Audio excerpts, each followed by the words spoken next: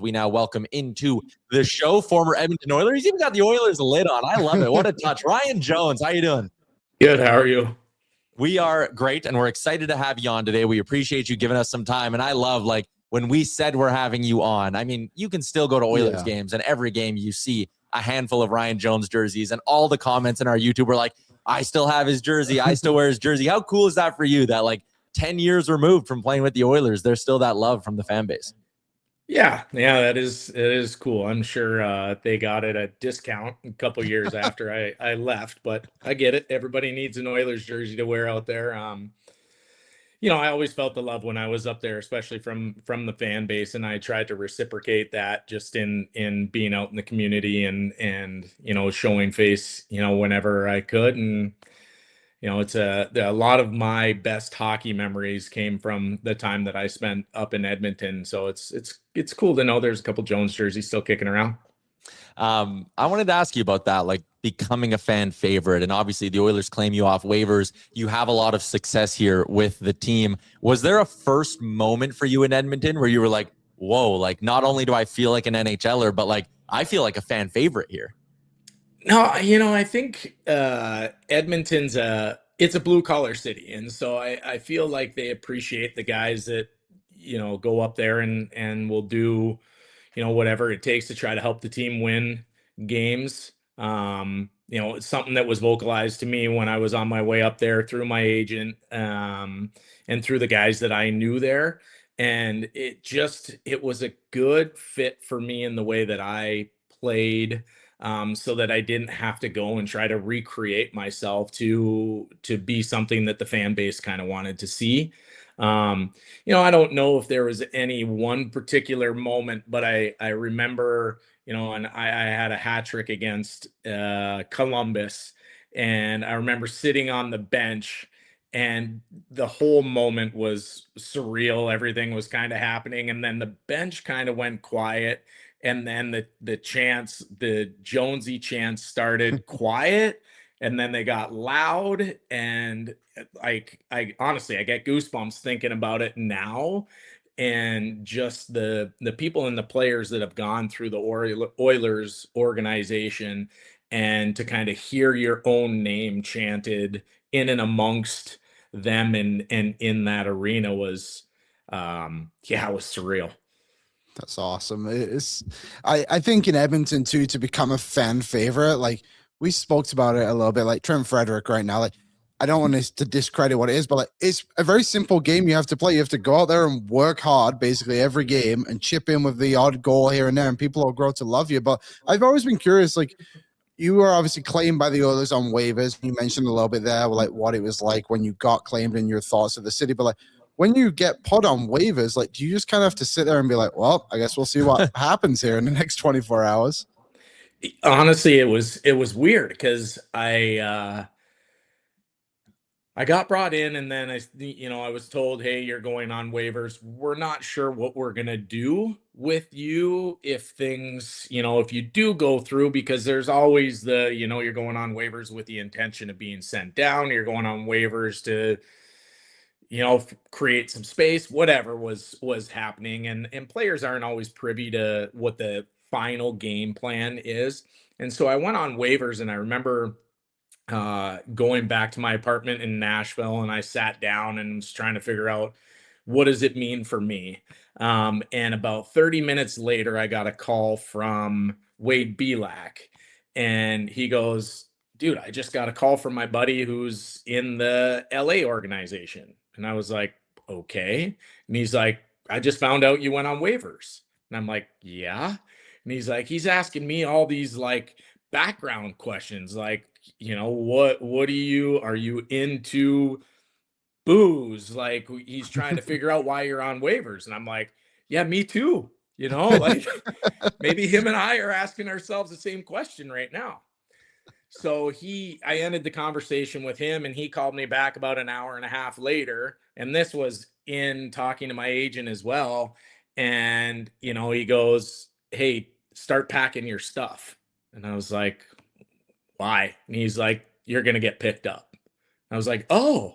So I start packing all my stuff. I'm not really, talking to Nashville or anybody in Nashville at the time. My agent's calling me.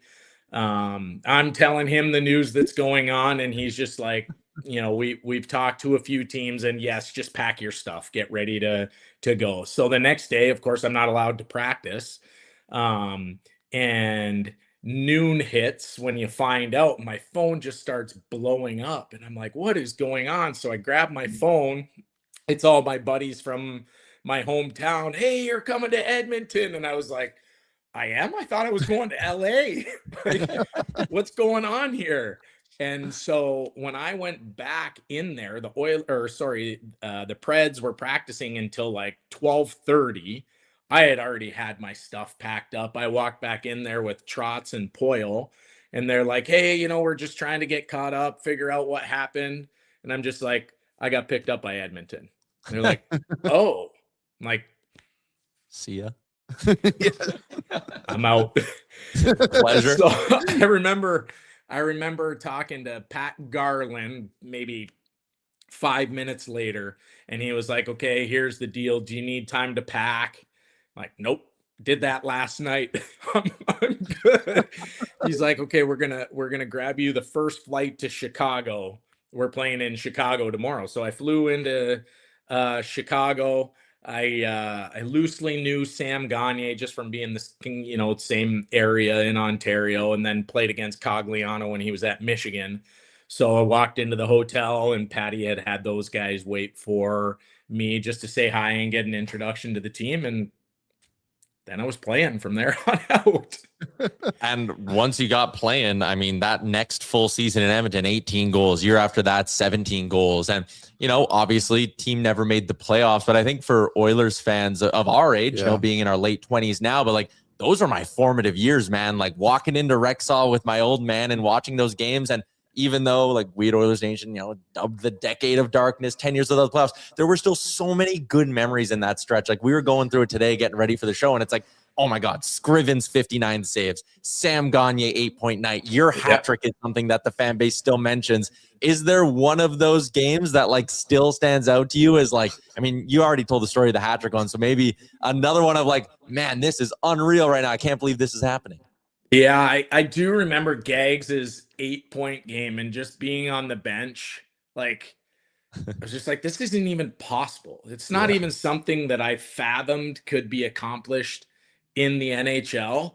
And, I'm witnessing this firsthand. Like there were games, throughout the time that I was there where I always joked, I'm like, okay, not only am I being paid to do this, but I legit have the best seats in the house, because there were games you only get a few minutes, especially in a couple of those off years. And that wasn't one of them. That was kind of in the heart where I was playing well. And I just remember every time, or every third time I was coming up, they were like, Gaggs, go for Jonesy. And normally I'd be like, dude, what's going on? I'm just like, yeah, send him out. Like, I'll sit. You want to send him out? Like, we got something special going on here. So yeah, that was, and it seemed like every single shift he went out, like the anticipation on the bench, we're just like, okay, is he going to score or is he going to get an assist?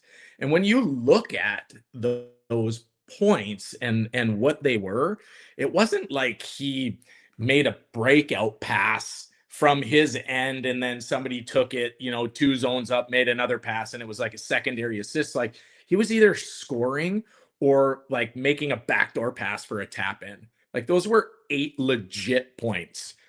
So that was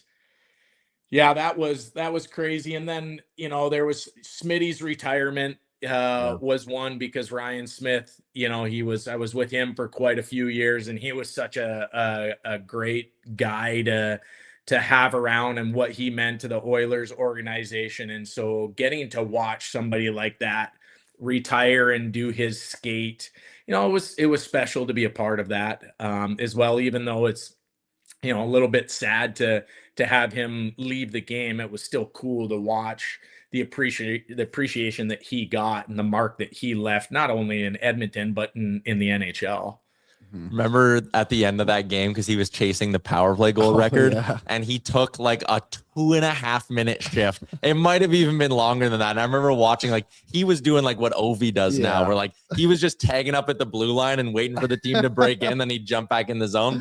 And I remember the story or the picture too. It was like 2 a.m. at the end of Smitty's last game, and he's still in his full gear, and he's sitting with a beer sitting next to Joey Moss. And it's like, man, what an all-time iconic photo of Smitty and Joey Moss having a beer together at 2 a.m, still in Smitty's gear.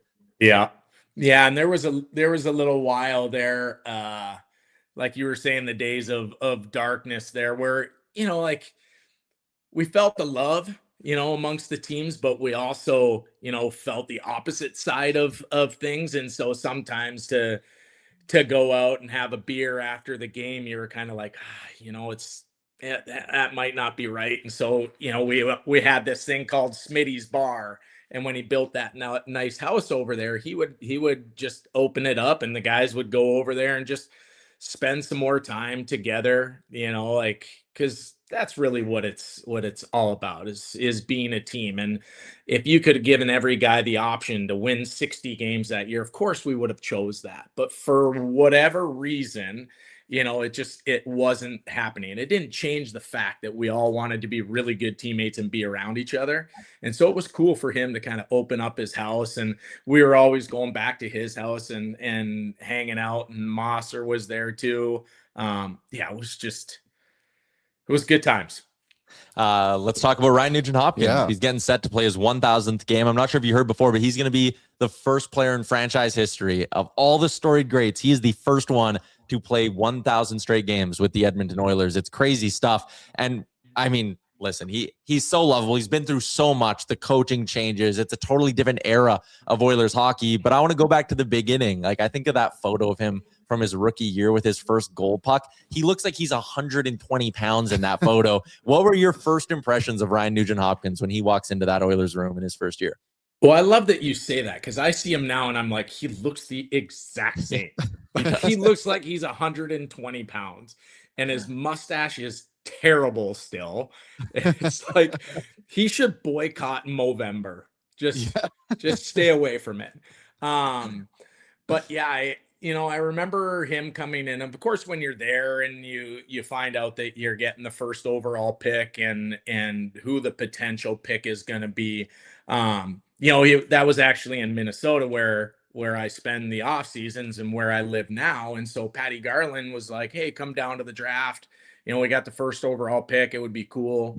And so when Nuge got picked and he came up to the box, I met him then. And yeah, I was just like, this is just a little kid. Like, he looks like somebody I played against in junior B. And then you get to see him out on the ice and the things that he can do. And he was a special player from day one. And I think his game has only developed even more as a full round player, one of the best that'll probably ever play the game. And back then, I think that everybody wanted 100 points out of him. They wanted a second Taylor Hall. They wanted, another Jordan Eberle, and he just wasn't that guy. He put up whatever he was putting up, 50, 60, and he was a guy that could take every single faceoff in your end. And he was a guy that could go out on the penalty kill. And that's really what makes Nuge, who he is. And I'm sure, it's a little bit different in the Edmonton market because people tend to be more knowledgeable, but you take him and you stick him in Nashville, because we were talking about him for the first however long. I just don't think he's appreciated like he should be.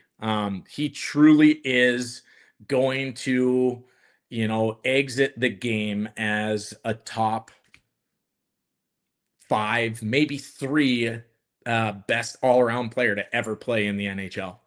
I mean, it's high praise, but like, he's tracking to, at some point, probably the year after next year, he's going to get to the 1,000 point mark in his career. That's something only 100 players ish in the history of the sport have ever done. So like, you say that, and I think some people might be like, raise an eyebrow and go, whoa, but you're right. When you factor in how good he is everywhere on the ice and then still being a guy who's going to get to 1,000 points in his career. Like, if you would have told Oilers fans back the day he was drafted that this was going to be the career he had, short of having a Stanley Cup, good Lord, has he ever blown away expectations? Everybody would have taken it too, right? 100 out of 100 people that you ask to say, after however many years where we sit today, this is Nuge's career. There isn't a single person, like you said, outside of maybe a Stanley Cup.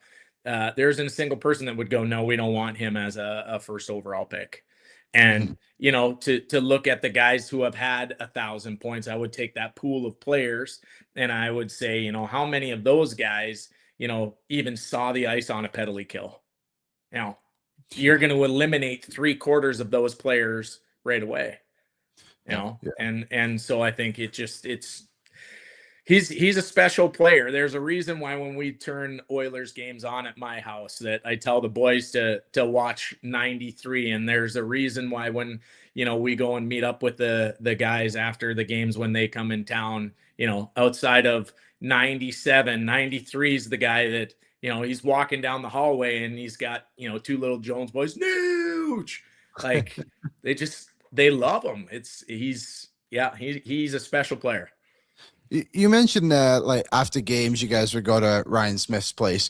Were you guys a pretty close group? Because when you look at the roster, it's like a bunch of young guys and the older guys who have kind of just been like, hey, you'll have to go and play in Edmonton. And you know what I mean? Like, how was the group? Were you guys pretty tight? Well, honestly, we were. And I think some of those struggles brought us together, even more because we were all in it together. And you can't argue that whatever mix of players that we had there during those times, it wasn't the right mix, or else we would have won a lot more games. And that's not saying anything about any one individual player, nothing. I mean, you look back at the roster, Dustin Penner was an unbelievable goal scorer. Alish Hemsky was, as skilled as, it gets. Ryan Whitney came there at a time where he was coming off being one of the best offensive defensemen, in Pittsburgh. You get a couple first overall guys. It's not that there wasn't a whole lot of skill on that team. It's just that for whatever reason, it just didn't gel into a winning team. But, in the locker room, I mean, we were as tight as anybody. And so these young guys coming in, I think that was, the one thing as I wouldn't consider myself an older player on that team by any means, but it is one thing that we constantly heard from, Sean Horkoff, from Ryan Smith, from Jason Strudwick, those guys, like, there's a certain amount of professionalism that we still have to have, and we still have to be tight, and we still have to be a team. And it was there. I wish we would have won a lot more hockey games just because, of course I'm biased, but there's no better city in the game of hockey to be a winning team than Edmonton. If somebody wants to argue about that, I'm in, but there just flat out isn't a better place to be a hockey player and on a winning team than in Edmonton. With that in mind, I mean, how closely have you kind of followed along with the last couple of playoff runs, going to the Cup final? I mean, like, you talk about the goosebumps that you got sitting on the bench during your hat trick. Can you even imagine what it's like for these guys sitting on the bench when it's rocking before Game 6 of the Cup final? Yeah. How closely have I followed? Very close. Like, when I left Edmonton and I ended up over in Germany, we ended up playing Edmonton when I was over there, and that was cool in and of itself. But I'm a diehard Oilers fan.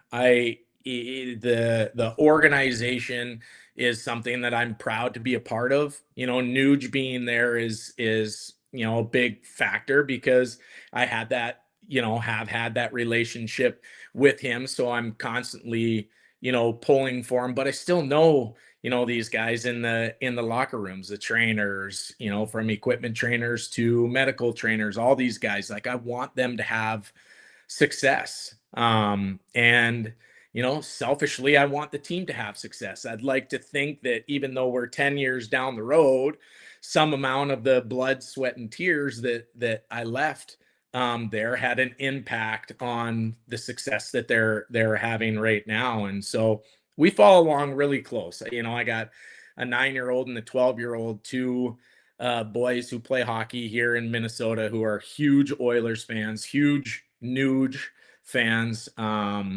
And so, yeah, we watch them all. I was heartbroken the last couple years, but those, I mean, that's the growing pains of hockey. And I said this and I forget, I was talking to somebody else too, having been around these guys, having been down, in the Excel arena when they're getting done these games. I mean, the human beings that are in that locker room they're phenomenal people. They just are. Like, I think people they see hockey players and they kind of try to separate who they are as humans, and it's just like, oh well, like he's supposed to play hockey, we pay him to play hockey, he's supposed to do this.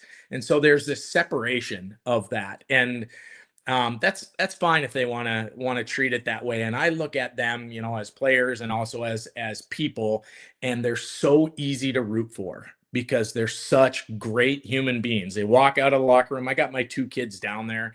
There's not a one person on that team that owes myself or my kids anything, and you got, Darnell Nurse walking out. You got Connor, Leon, Nuge, Hyman, these guys walking out, and they see the Oilers jerseys, and instead of trying to escape around, they're straight to the kids.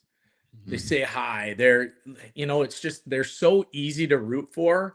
And it's even to the point now where I'm kind of like, these boys, they deserve to win. They honestly do. They just flat out deserve to win. And if the hockey gods are there, like I think that they're there, these guys, they need a cut. Mm-hmm. Yeah. Yeah.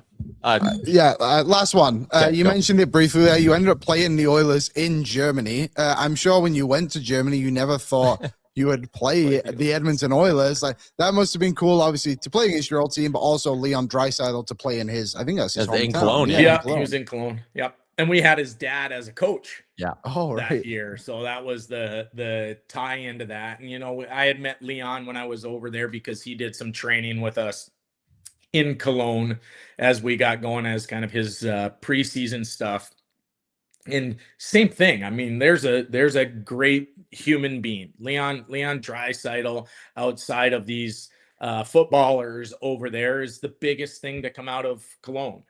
And you get talking to him, he's just a guy. Like, he comes down, he hangs out with the boys again outside the locker room. You can talk to him. He has time for everybody. So it was fun to be around him, preseason, let him, come back to Cologne and experience that. For us, it's hard because you have to be realistic in that game, and knowing that you're not going to get the best Edmonton Oilers team that there is. You still want to go out and win. And I was torn because the last thing I wanted to do was have to beat Edmonton and then listen to Edmonton fans be like, oh, they lost to a German team, blah, blah, blah. And it's like, okay, pump the brakes. We are mid-season. We're 20 games into our season over here. And Edmonton's coming over trying not to get hurt going into their first game. Like, I love that they do it. Like, I think it's cool for the fan bases everywhere. It's just almost like the boys are, it's kind of a lose-lose. You beat the Cologne Sharks by 1 goal and everybody's like, oh, you should have smoked them. Well, thank God it didn't lose. I think Tobias Ryder scored the overtime winner, didn't he? If he did, that might have been the only goal he scored. He went the entire year, I think, without scoring a goal. Classic. I swear he scored the overtime winner that year in that game. You look it up, but I'm pretty sure. I mean, you were there. I do believe you. I trust you on that. I get hit in the head a couple times, but I remember he was there. All right, before we let you go, just because again, there's so many people in the chat who are like really fired up to see you. You mentioned you have the 2 boys there in hockey. Like, are you coaching? Kind of like, what's life look like right now for Ryan Jones?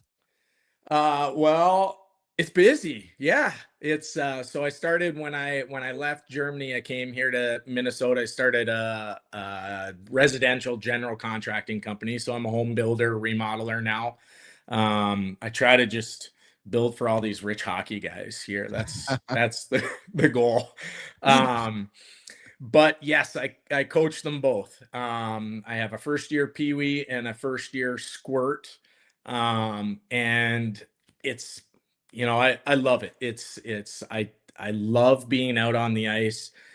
These kids, if I can give them any tiny little piece of information to help them in life and in hockey, it's the least that I can do for a game that gave so much back to me. And so, I'm probably on the ice 7 days a week between the two kids, and I do. I love coaching hockey, and we'll see. I don't know. The boys, they play. It's not like I have the absolute best 12-year-old in Minnesota or the best 9-year-old in Minnesota, but they got some body changes to go through. They got girls to meet and eventually an introduction to beer. And when they make it through all of that, then we'll see what happens to them. But yeah, it's fun. Yeah. I got the facts. Oh, you had an assist in the game, but Tobias Reed Tobias Reed didn't get the overtime winner. Ryan Strome got the overtime winner, but Rita did score in the game. There you go. There you and go. I hit the post on a breakaway with like 4 minutes left in the game. It was, I think, 3-3, right? They won 4-3. Yeah, 4-3 in overtime. And I hit the post with only a few minutes left. Yeah. People are fired up to see you on the show. So again, thank you so much for your time. I see Dry says, get this guy on more. Any time to talk Oilers hockey, I'm in. Awesome. Well, we're going to hold you to that. And what they've been doing in the playoffs, obviously, is they keep bringing back former players and like getting them to wave the towel, slam a beer, and do all that stuff.